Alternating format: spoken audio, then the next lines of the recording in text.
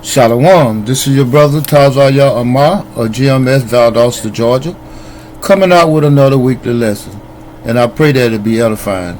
But first we're going to give all praises and glorifications to Yahweh, Bahashem Yahweh Shai, Bahashem Rekakadash. Double honors to our apostles and elders of GMS for teaching us the true knowledge and understanding of these scriptures. I want to say shalom and a harp to all the brothers and sisters that's striving and thriving in this same true doctrine. Shalom. Today's lesson is pretty much based upon not letting all these worldly distractions deter us from being from continuing to be rooted and grounded in this truth. You know, there's so much going on in this world. You know, it's we often bring out here, you got wars and rumors of wars. You got different calamities in diverse places, earthquakes, floods, you name it, diseases, etc. But we must remember that all of these distractions and calamities are to keep us pretty much off guard, you know, to make us lose focus. And with that being said, my first scripture is going to be the book of 2 Corinthians chapter 2 verse 11. Lest Satan should get an advantage of us, for we are not ignorant of his devices. You know, as I said, you know, these different atrocities and calamities that's going on across the world, you know, and some of them local. You know, we just recently had a shooting at the mall. Imagine that. The big city coming to the small towns now.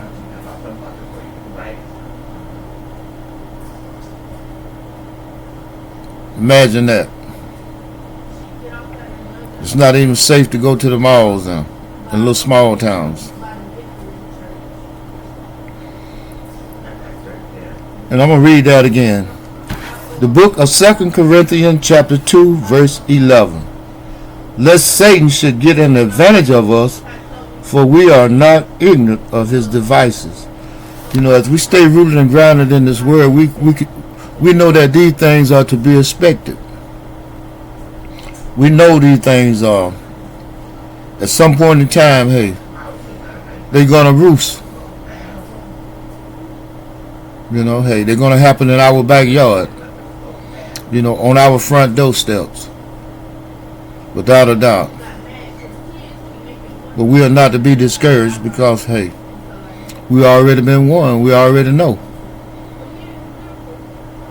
You know, so as the saying go, if you're ready, you ain't got to get ready. If you stay ready, you ain't got to get ready. So we're in that time now. As the apostle tell us, keep your head on a swivel. You know, be circumspect. You know, beware of your surroundings. Be particular about your surroundings. You know, your goings and comings, you know, as I said earlier, you know, it's pretty much not safe to go anywhere now. You're not, even in your own house, you know, it's dangers lurking in your own house. With that, my next scripture is going to be the book of Revelation, chapter 2, verse 10. Revelation chapter 2 verse 10. Fear none of those things which thou shalt suffer. Behold, the devil shall cast some of you into prison. You know, imagine that.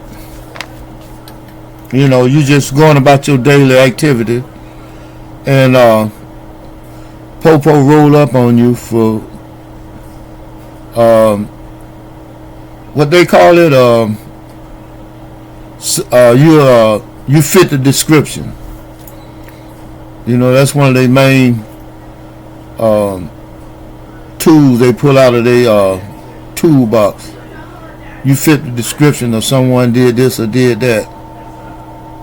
And hey, just by fitting the description, you can end up in the morgue and be totally innocent.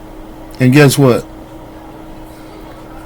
They got people in place, situations in place that, hey, it'll just get swept up under the rug. You know, they could have what they call a throwdown. That's a weapon that they can plant on you after they done justifiably killed you. And claim that, hey, they fear for their life. That's all they got to say. They fear for their life. And every thing they have to demonize you, they'll bring it out. They'll even bring up when you stole a candy bar when you was 8 years old. You know, you stole an almond joy when you was 8 years old. You pulled a little girl hair in kindergarten.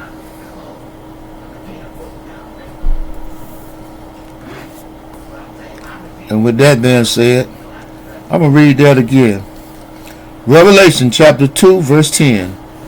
Fear none of those things which thou shalt suffer. Behold, the devil shall cast some of you into prison, that ye may be tried. And ye shall have tribulation 10 days. Be thou faithful unto death, and I will give thee a crown of life. You know, as the scriptures say, you may be tried. You know, hey, we are in trying times now. Without a doubt.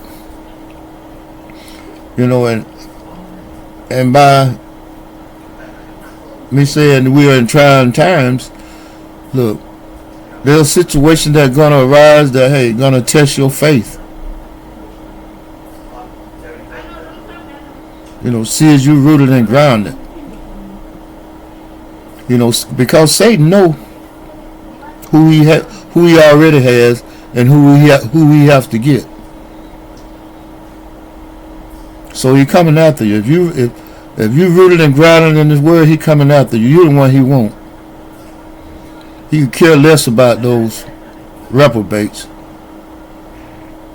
You know, those degenerates. He got them lock, stock, and barrel. Signed, sealed, and delivered. It's you so hopeful elect that he won't. You prime choice. The finest cut of meat. An Israelite. That's the cut he wants. That's speaking on butcher terms. Anyway, back to the book of Revelation. Revelation chapter 12, verse 12.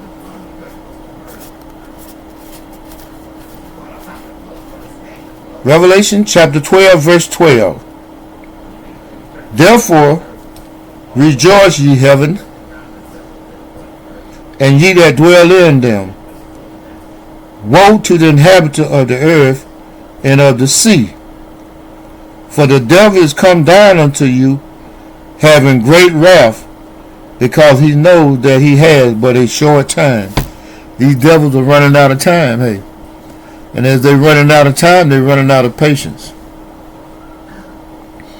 You know, they're like a wounded animal that's been cornered now. So hey, they're coming out with full force. All 4 feet, as the saying go. And why wouldn't they? Hey, their rulership is coming to an end. Their kingdom is slowly crumbling. brick by brick, stone by stone, beam by beam, pillar by pillar. It's crumbling. And rightfully so. Why shouldn't it?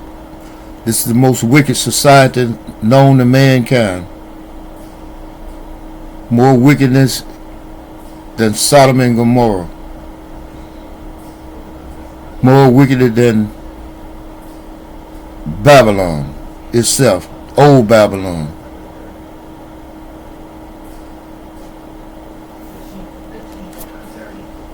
Revelation chapter 12, once again, verse 12.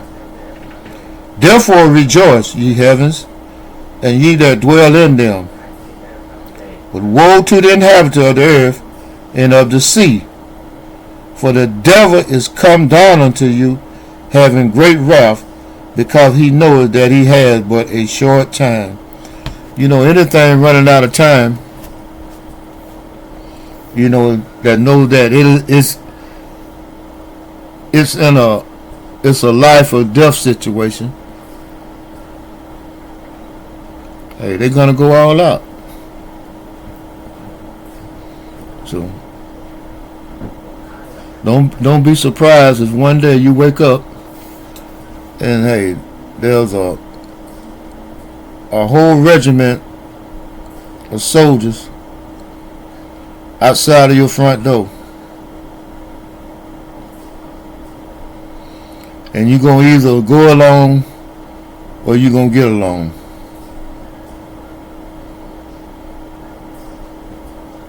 And by that I mean, hey, possibility you're going to be shipped off to a FEMA camp. And they ain't going to be nowhere local because they know that, okay, if you end up somewhere local, that your chances of escaping is greater because you know you're surrounded. But they pretty much gonna take you to an isolated place that you never been before. You have no idea of your surroundings, you know. You don't know how to get from point A to point B. It's all gonna be by design. Trust me, these devils got a plan now. But we know that at the end time, hey, they belly shall not be full. Hey, they're gonna backfire on them. They're gonna be like a cheap pistol. They're gonna blow up in their face. With that, I'm finna move to the book of St. John, chapter 16. St. John 16. Starting at verse 1. Yeah. These things have I spoken unto you, that ye should not be offended. They shall put you out of the synagogue. Yea, the time cometh that whosoever killeth you will think that he doeth the Most High service. You know, that's a sad situation. These people are going to actually think that they're doing the will of the Most High. That they have been ordained by the Most High to do, to come against this, the hopeful elect. Not only them, they're going to be family members, so-called friends, so-called associates. They're going to turn on you. People that you thought were your friend, hey, or you trusted, they're going to throw you. They're going to throw you to the pike like a piece of raw meat, and they ain't going to think nothing about it. And with that, I'm finna move. My last scripture is going to be the book of Romans, chapter 11, starting at verse 7. Romans chapter 11, verse 7. What then? Israel have not obtained that which he seeketh for. But the election have attained it, and the rest were blinded. You know, let's go to show you that, hey, this is the prayer that King David had prayed. You know, cried out to the Most High. You know, because he knew that it was going to be a group of people, a certain amount of people that, hey, they didn't even deserve to know the truth because of their wickedness. Romans chapter 11, verse 8. According as it is written, the Most High has given them the spirit of slumber, eyes that they should not see, and ears that they should not hear unto this day. You know, and that was by design. You know, hey, the Most High have given some people the eyes that they can't see, ears that they cannot hear, because they're wicked. They're just pure wicked through and through. They have no desire to come back to these laws, statutes, and commandments. They're flourishing in this wicked society, which is a snare in itself. And David said, "Let their table be made a snare, and a trap." As I say, some people are flourishing, and they think they living their best life. You know, in this wicked society, you know, they playing with the devil tools, and they are, you know, hey, they think they're succeeding, but in actuality, only thing they doing is they're like someone in quicksand. The more they wiggle, the more they move, the deeper they sink.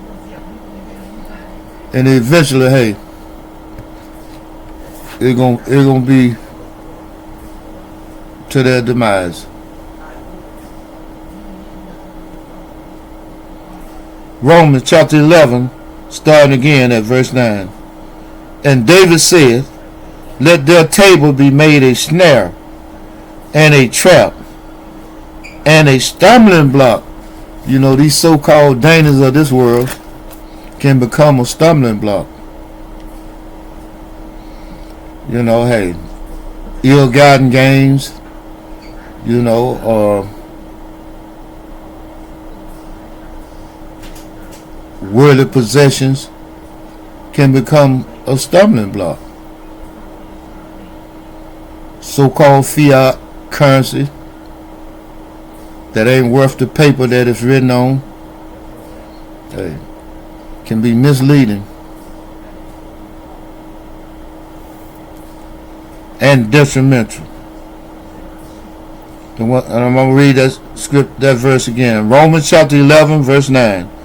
And David said, "Let their table be made a snare, and a trap, and a stumbling block, and a recompense unto them."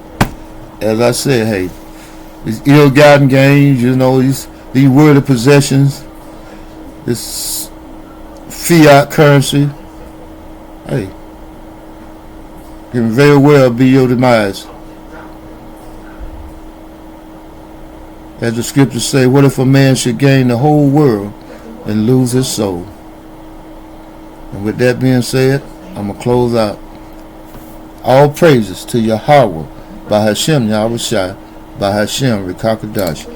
Double honors to our apostles and elders of GMS, Great Millstone, for teaching us the true knowledge and understanding of this 100% truth.